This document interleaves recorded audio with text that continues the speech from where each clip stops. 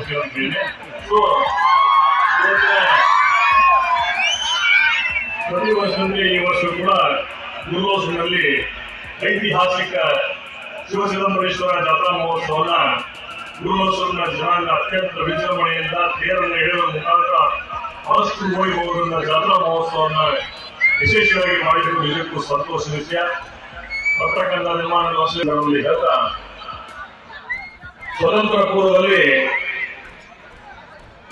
ನಮ್ಮ ಕನ್ನಡ ಭಾಷಿಗರು ಅನೇಕ ಪ್ರಾಂತ್ಯಗಳಲ್ಲಿ ಅನೇಕ ಕ್ಷೇತ್ರಗಳಲ್ಲಿ ಹರಿದು ಹೋದಂತಹ ಸಂದರ್ಭದಲ್ಲಿ 1956ರಲ್ಲಿ ಎಲ್ಲ ಕನ್ನಡದ ಮಾತನಾಡುವವರನ್ನು ಒಗ್ಗೂಡಿಸಿ 1956ರಲ್ಲಿ ಮೈಸೂರು ರಾಜ್ಯವನ್ನಾಗಿ ಮೊದಲಿಗೆ ಮಾಡಲಾಯಿತು. ತದನಂತರ 1973ರಲ್ಲಿ ದಿವಂಗತ ಅಲ್ಲಿನ ಮುಖ್ಯಮಂತ್ರಿಯಾದಂತಹ ದಿವಂಗತ ಬಿ ದೇವರಾಜ ಅರಸನವರ ಮುಖ್ಯಮಂತ್ರಿ ಆದಂತಹ ಅವರ ನೇತೃತ್ವದಲ್ಲಿ ಕರ್ನಾಟಕ ರಾಜ್ಯವನ್ನು ಮತ್ತೆ ಮರು ನಾಮಕರಣಗೊಂಡು ಇವತ್ತಿಗೆ 71 ವರ್ಷಗಳ ಕಳೆಯಿತು. ದೊಡ್ಡ ಪ್ರಮಾಣದಲ್ಲಿ ಪ್ರತಿ ತಾಲೂಕು ಮಟ್ಟದಲ್ಲಿ ಜಿಲ್ಲಾ ಮಟ್ಟದಲ್ಲಿ ಕರ್ನಾಟಕ ರಾಜ್ಯೋತ್ಸವವನ್ನು ಇಡೀ ರಾಜ್ಯಾದ್ಯಂತ ಆಚರಣೆ ಮಾಡಲಾಯಿತು. ಒಂದು ವೇಳೆ ಕರ್ನಾಟಕ ರಾಜ್ಯೋತ್ಸವವನ್ನು ಆಚರಣೆ ಮಾಡುವ ಉದ್ದೇಶ ಇಷ್ಟೇ, ನಮ್ಮ ರಾಜ್ಯ ಸುರಕ್ಷಿತವಾಗಿರಬೇಕು.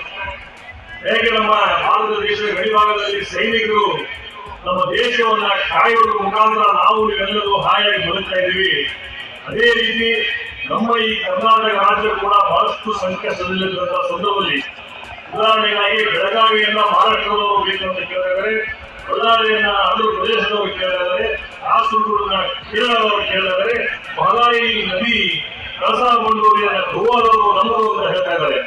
ಇಂಥ ಎಲ್ಲ ನಮ್ಮ ರಾಜ್ಯ ಬಹಳಷ್ಟು ಸಂಕಟದಲ್ಲಿ ಪರಿಸ್ಥಿತಿಯಲ್ಲಿ ಇಂಥ ಕರ್ನಾಟಕ ರಕ್ಷಣಾ ವೇದಿಕೆ ಎಂಬ ಸಂಘಟನೆಗಳು ಬಹಳಷ್ಟು ಅತ್ಯವಶ್ಯಕತೆಯಿರುವುದರಿಂದ ಎಲ್ಲ ಸಂಘಟನೆಗಳಿಗೆ ನಾನು ಹೃದಯಪೂರ್ವಕವಾಗಿ ಬಹಳಷ್ಟು ಸಹಾಯ ಸಹಕಾರವನ್ನು ಮೊದಲಿಂದ ಮಾಡ್ಕೊಂಡು ಬಂದಿದ್ದೀನಿ.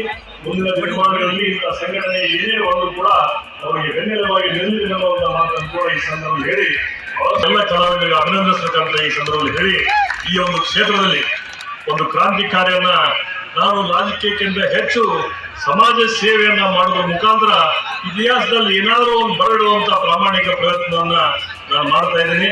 ಬಹಳಷ್ಟು ವರ್ಷಗಳ ಶ್ರಮದಿಂದ ಮೊನ್ನೆ 2023ರ ಚುನಾವಣೆಯಲ್ಲಿ ಒಂದು ಅತ್ಯಂತ ಹೆಚ್ಚಿನ ಪ್ರಮಾಣದಲ್ಲಿ ಮತವನ್ನು ಹಾಕುವ ಮುಖಾಂತರ ನಾವೆಲ್ಲರೂ ನನಗೆ ಆಶೀರ್ವಾದವನ್ನು ಮಾಡಿದ್ದೀವಿ.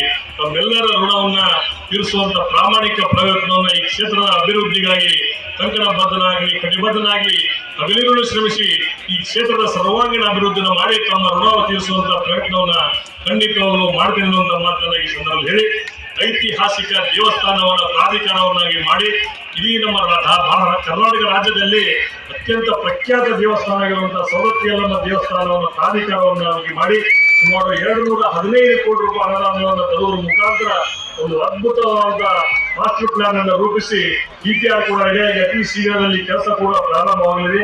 2 ವರ್ಷದಲ್ಲಿ ಈ ಯಲ್ಲಮ್ಮ ದೇವಸ್ಥಾನವನ್ನು ಒಂದು ಮಾದರಿಯ ದೇವಸ್ಥಾನವನ್ನಾಗಿ ಮಾಡುವಂತ ಪ್ರಯತ್ನವನ್ನ ಖಂಡಿತವಾಗಲೂ ಮಾಡ್ತೇನೆ.